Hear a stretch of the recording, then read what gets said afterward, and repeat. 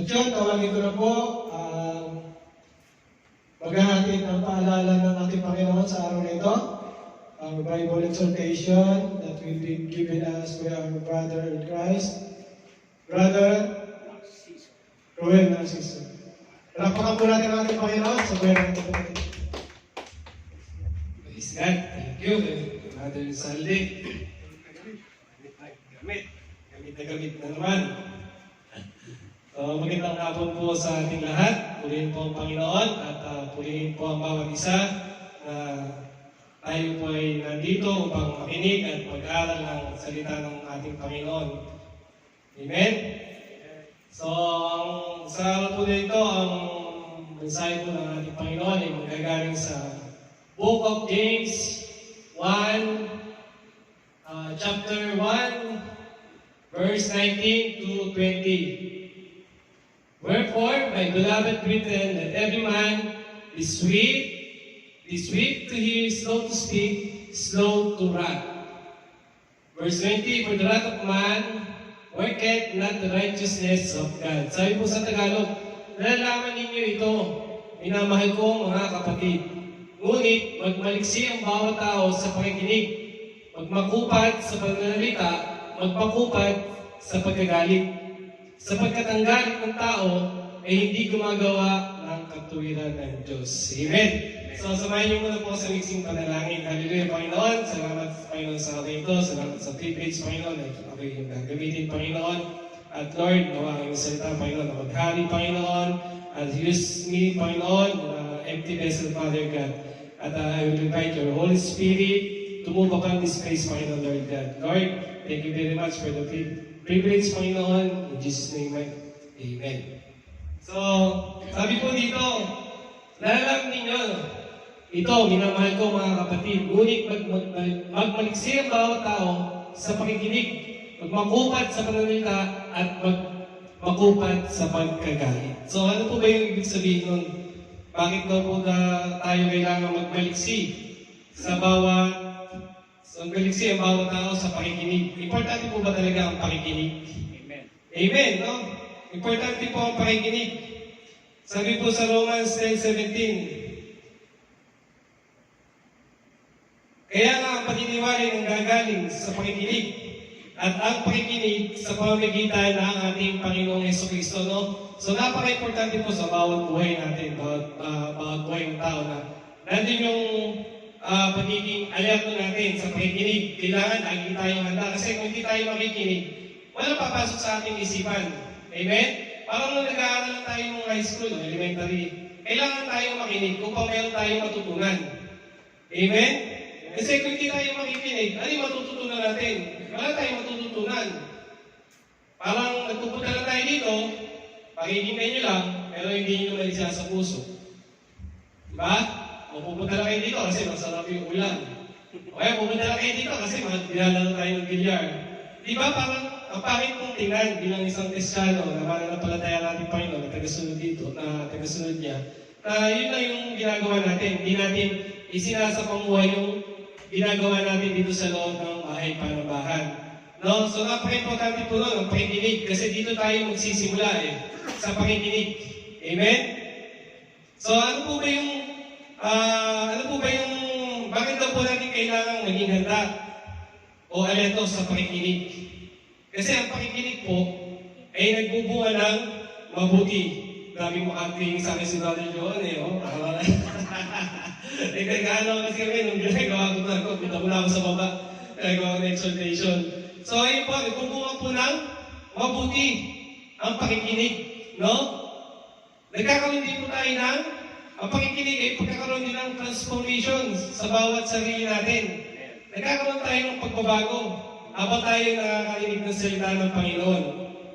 Ang pakikinig din po ay pagsunod sa salita ng ating Panginoong Jesus. Nandun tayo na habang tayo nakikinig, nilalakaran natin yung salita ng ating Panginoon. Yung lakad natin, dumidiretso, hindi tayo pumunta sa kaliwa, hindi tayo pumunta sa kanan. Nakikita natin kung ano yung daan na tinatahak natin. Amen? At ang pakikinig ay gumagawa ng katwiran ng ating Panginoong Diyos. Amen? So, di ba po, ang ganda po pala nung pagka ikaw ay nakikinig, ang daming pwede palang mangyari. Ang daming pwedeng maging mag-transform sa'yo.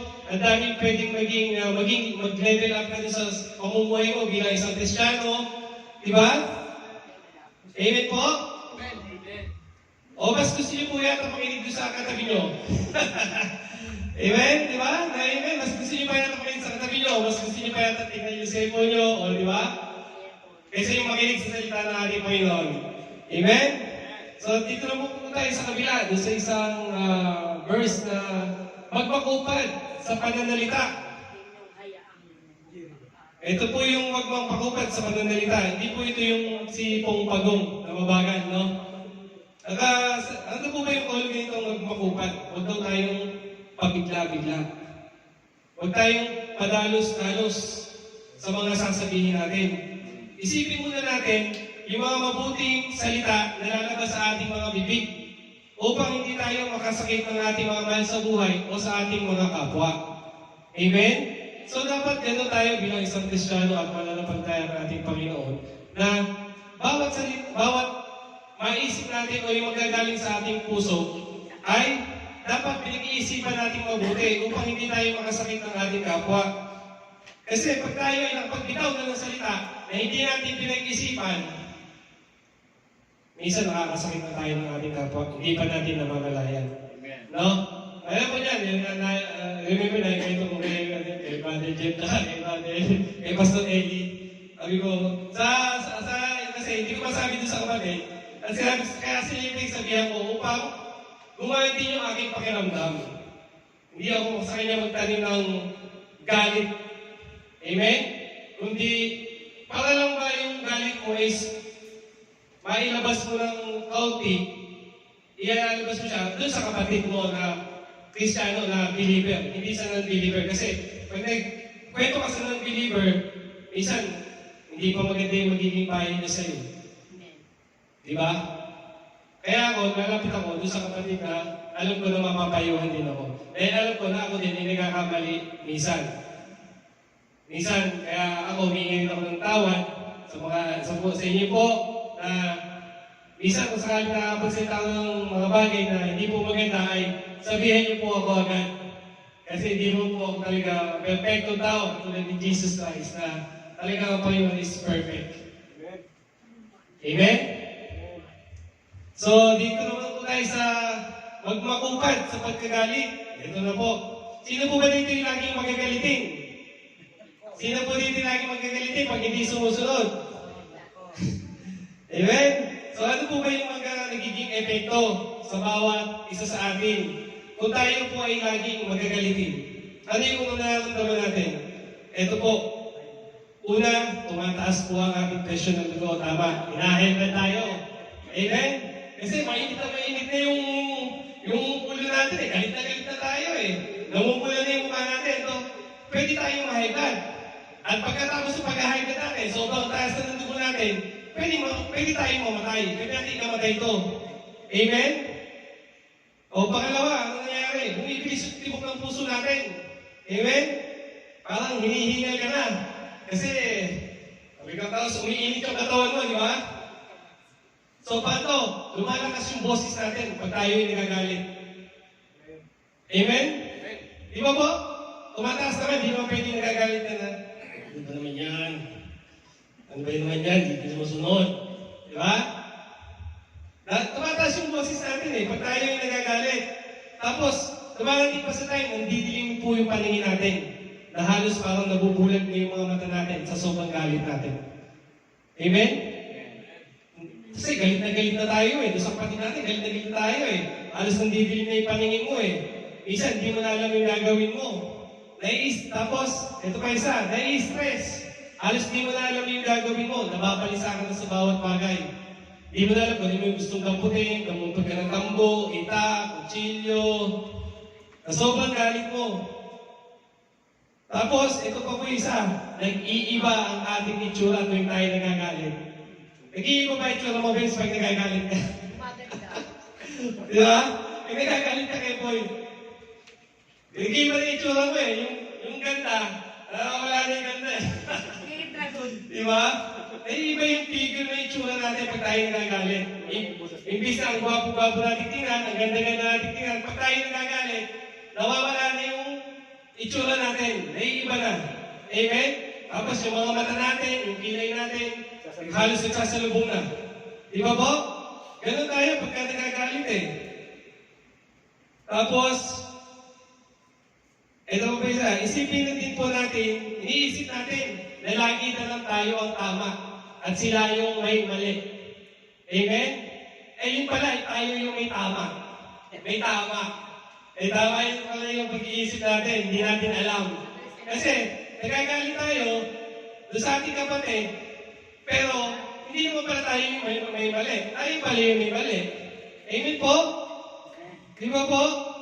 Ganun yung pwedeng nangyayari sa atin sa bawat isa, sa bawat pagiging isang tagasunod natin ng ating Panginoon na dapat makontrol po natin yung ating galit sa ating kapwa.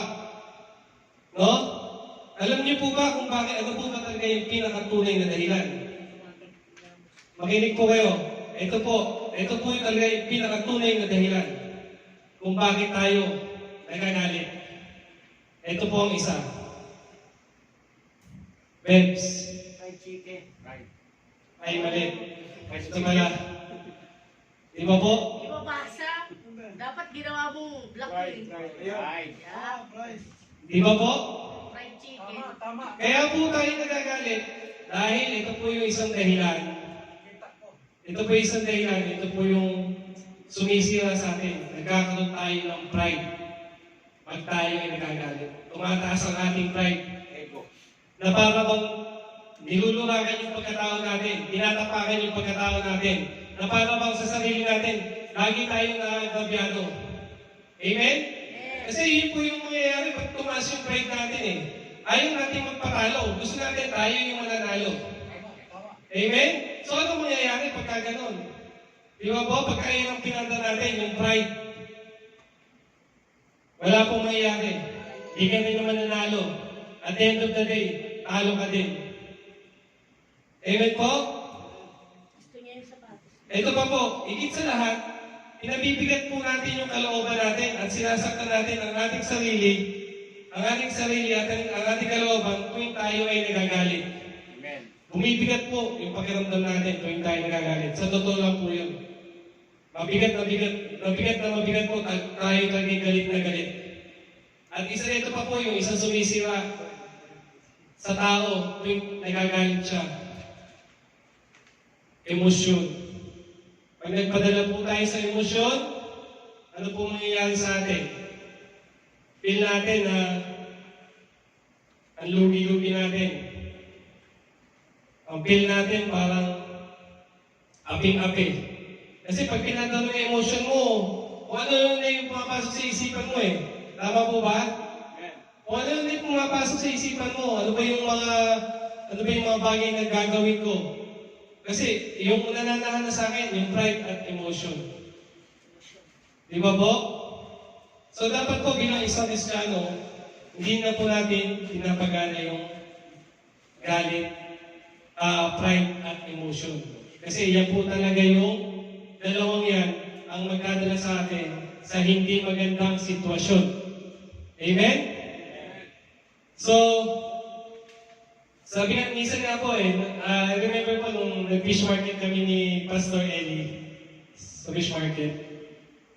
Nandun po kami sa tawag na yung maraming tumpukan. Medyo may bato po doon na ganyan. Doon po hinihilera yung mga binabalibag na isda para magpresyuhan. Tapos sa darating, siya lang, hanggang magka-deal na po. Eh si Pastor Eli, nakiganon doon sa, tingin na isda eh. Mamaya-maya, natulak siya doon sa likod, nasubsub si Pastor Eli doon sa, nasubsub siya, nakita ko yun. Natandaan ko yun. No? Nasubsub si Pastor Eli. Alam ka naman Pastor Eli, tinignan na lang niya yung sa kanya, nakasagay at nagmili naman ng pasensya. So, what if si Pastor Eli hindi pa siya nakakakilala sa ating Panginoon? Ano yung gagawin niya? Diba? Baka tansyakan ni Pastor Eli yun. Diba? So, ganun yung pagkukontrol ni Pastor Eli. hindi na siya nagsalita, tinignan na lang niya kung sino yung nakabangga sa kanya. Imbis na sa ibang tao yun, susuntukin na yun. Diba? Lalo na kung pasagulero pa yung nakatapat. Diba? Diba? Kasi, pero, hindi, kasi magugulat ka talaga. Kasi kung ikaw yung nasa sitwasyon na yun, masyasya ka talaga. Kasi nasubsub talaga si Pastor Eli. Pero mapahawak naman siya. No? Nakahuli naman ang dalawang mata. Nakahuli naman ang dalawang isda. So, nandun yung pagkokontrol ni Pastor Eli na yung galit niya, nami-minimize niya. No? Hindi niya pinaiiran yung galit niya dahil lang sa bagay na nangyari sa sitwasyon ng gano'n. Kasi hindi yun po talaga maganda. Amen? So nakikinig po ba lahat? Ako mga natutulog-tulog na tayo, ha? Medyo malapit-lapit na po tayo matapos. So dito po, how to minimize your anger. So paano po daw natin mami-minimize yung ating galit? No? So una po, deep breath. Huminga tayo ng malalim. Huminga tayo ng malalim dahil yung natin, yung galit natin, medyo malakas pa, tapos yung puso natin, tumitibok-tibok ng matuli, deep breath. Pangalawa, calm down. Relax po natin ang ating sarili. No? Pag tayo ay nagagalit. Ito po yung para pababayin natin presyon para humupa yung galit natin. Tapos, uminom kayo ng tubig na malamig. Tulad na ginagawa ni Pastor Eli, tumitingin siya ng tubig. Kasi nauuwi siya. No, parang nangyari, yung radiator ng sasakyan, pagka mainit ka, may overheat, pag binuksan mo yung takip, ang lakas ng presyo nun. So, ganun ka din bilang isang tao na nagagalit. Mataas yung presyon mo, di ba? Kaya na kailangan doon sa sasakyan, i-cool down mo para lumamig. Di ba po? I-cool down mo siya. Ngayon, pag naka-cool down na siya, pwede mo na siyang buksan, wala na siyang presyo na lalabas. Dahil napalamig mo na yung sitwasyon. So, ganun din sa katawan natin. Yung mainit yung katawan natin, di ba pagka nagtatrabaho tayo sa initan, nararamdaman natin, hinihingal tayo, tapos nauuhaw. Pero pagka uminom ka ng tubig na malamig, ano nangyayari? Di ba parang bumabalik ulit yung lakas mo dahil nakakainom ka ng tubig na malamig na pumapasok sa katawan mo. Amen? So, ang pinaka-clip po ito, na para din ma-minimize natin yung ating galit sa ating kapwa, huwag mo siyang personalin. Huwag mong personalin yung tao na nagagalit ka, doon sa taong galit ka. Huwag mo siyang personalin dahil lang sa iyong galit. Bagkus, palitan mo ito ng pag-ibig at pagmamahal at pagpapatawad na ibinibigay din naman sa iyo ng ating Panginoong Hesukristo. So, huwag mong personalin yung kapwa mo kung ikaw ay makakaramdam sa kanya ng galit. Huwag mo siyang personalin. No?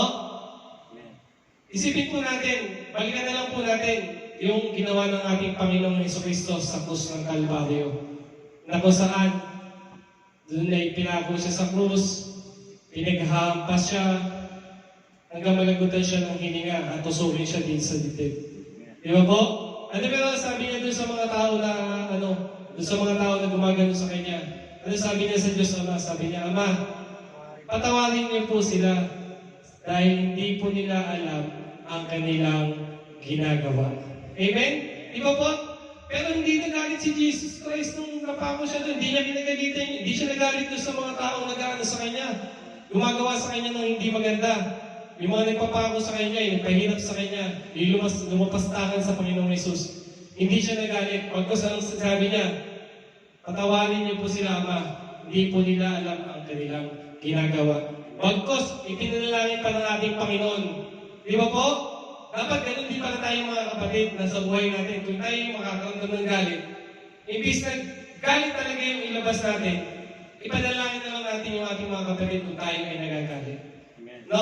Patawarin natin sila kung nagawaan man nila tayo ng hindi maganda. Tulad ng pagpapatawad, lagi nating balikan na lang. Yun na lang po yung isa natin pwedeng gawin na lagi nating balikan na lang kung ano yung ginawa ng sakripisyo ng ating Panginoong Jesucristo sa krus ng Kalbaryo. Yun na lang po yung nating puntahan, balikan isipin natin na siya yung nandun, imbis na tayo yung nandun, siya yung pumalit sa atin upang tayo ay maligtas. Amen? So malapit na po tayo matapos. Sabi po dito sa Matthew 5:44, But I say to you, Love your enemies. Bless them that curse you. Do good to them that hate you, and then pray for them which despitefully use you or persecute you. Tatapat sinasabi ko sa inyo na ibigin ninyo ang inyong mga kaaway at idalangin ninyo ang sa inyo'y umuusig. So, ganun po dapat tayo bilang isang Kristiyano. Huwag daw po nating dapat ibigin na natin ang ating mga kapatid. Huwag manahan sa atin yung away, huwag manahan sa atin yung pride, huwag manahan sa atin ang emosyon na pwedeng sumira sa ating pagkatao o pwedeng sumira sa atin sa pagsunod sa ating Panginoong Jesucristo. Amen? Sabi po din sa Ephesians 4:26, huwag ninyong hayaang lumubog ang araw, nagalit pa rin kayo. Baka mamaya, 2 araw na, di pa rin kayo natutulog, lumubog at sumikat na ang araw, yung matay nyo, parehas na dito. Diba? Huwag daw po gano'n. Kumbaga, ito pong verse na to, ay ang pinaparating niya na, yung galit natin, normal lang po sa atin na tayo ay nagagalit. As still human, nandun pa rin po na minsan nagagalit tayo. Pero ang iwasan po natin doon, yung galit, hindi magkaroon ng pagkakasala. Amen? Magagalit tayo, pero hindi yung galit ng magkakaroon ka ng pagkakasala sa kapwa mo o sa ating Panginoon. Kaya sabi ng ating Panginoon doon sa salita niya, di ba? Sapagkat ang galit ng tao ay hindi gumagawa ng katuwiran ng ating Panginoon. Amen? So, meron na po isang mensahe ating Panginoon sa araw na ito na ating iiwanan at tayo po ay tapos na. At ang mensahe po ito ay don't let your pride and emotion destroy you. Huwag po nating hayaan yung pride natin at emosyon ang sumira sa ating pagkatao at pagsunod sa ating Panginoong Jesucristo. Amen. So, yun lamang po. Lord, thank you, Father God, sa araw na ito. Salamat po sa inyong salita, Panginoon. Lord, tulungan mo po kami, Panginoon, kung paano namin makakontrol, Panginoon, ang galit, Panginoon. Pagkus, Panginoon, ito ay aming palitan ng pag-ibig, pagmamahal, pagpapatawad, na tulad na ibinibigay mo sa aming Panginoon, Lord God. Lord, salamat po sa iyong salita. At nawa, Panginoon, Lord God, ay ang salitang ito ay magrima, Panginoon, sa aming puso at isipan at maisama namin sa aming pamumuhay at araw-araw na gawain, Panginoon, Lord God. Thank you, Father God, to be your the glory, honors, and thanksgiving. In Jesus' mighty name we pray. Amen.